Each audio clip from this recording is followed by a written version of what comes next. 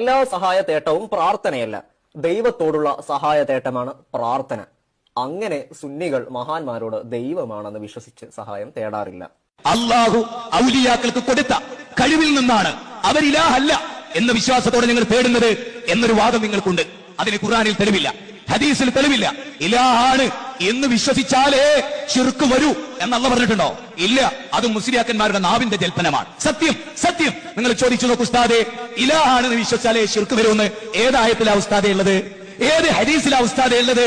ഇനി വിശുദ്ധ ഖുർആൻ പറയുന്നറിയോ? ഇലാഹാന്ന് വിശ്വസിക്കേണ്ടതില്ല, ശിർക്ക് വരാൻ ഇലാഹാന്ന് വിശ്വസിക്കേണ്ടതില്ല എന്ന് ഖുർആൻ, എന്ന് ഹദീസ്. ഞാൻ കഴിച്ചിരങ്ങൾക്ക് അമ്മ യുജീബുൽ മുദ്തറ ഇദാ ദഅഉ വായിച്ചോ? 27-ാം അധ്യായം സൂറത്തിന്റെ 62-ാമത്തെ ആയത്ത് എടുത്തു നോക്ക്, തഫ്സീർ എടുത്തു നോക്ക്.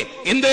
അതായത് പ്രയാസപ്പെടുന്നവൻ, ആ പ്രയാസപ്പെടുന്ന സമയത്ത് ആരോടാണോ ആ പ്രയാസം ദൂരീകരിച്ച് കിട്ടാൻ അവൻ തേടുന്നത്, അവൻ ഇലാഹായി. അല്ല പറയാൻ, അതായത് ഒരു പൊട്ടക്കിണറിൽ ഒരു സമസ്തക്കാരൻ വീണു, മൊയ്തീൻ ഷെയ്ഖെ രക്ഷിക്കണേ നിങ്ങൾ പറഞ്ഞു, എങ്കിൽ മൊയ്തീൻ ഷെയ്ഖ് ഇലാഹായി. യാതൊരു സംശയക്കാര്യത്തിൽ വേണ്ട, യാതൊരു സംശയവും. ഒരാൾ പറയാൻ ഒരു പെണ്ണായിട്ട് കിടപ്പറ പങ്കുവെക്കുക, അപ്പൊ ആളുകൾ വെച്ചത് വ്യഭിചാരല്ലേ? ഏയ്, എന്റെ ഭാര്യ എന്നുള്ള നെയ്യത്തില, എന്റെ ഭാര്യ എന്നുള്ള നെയ്യത്തില. എടോ, നെയ്യത്ത് നീ എന്ത് വെച്ചു എന്നുള്ളതല്ല, നീ ചെയ്യുന്ന കർമ്മത്താൻ. കള്ളു കുടിക്കുമ്പോ പാലാന്ന് നെയ്യത്തിച്ച്, അതുകൊണ്ട് കള്ളു പാലാവോ? ആവോ? ഇലാഹിന് കൊടുക്കേണ്ടത് ബാക്കിയുള്ളവർക്ക് കൊടുത്തിട്ട് പിന്നെ പടച്ചോൻ ഇവിടെ എന്താ പണി?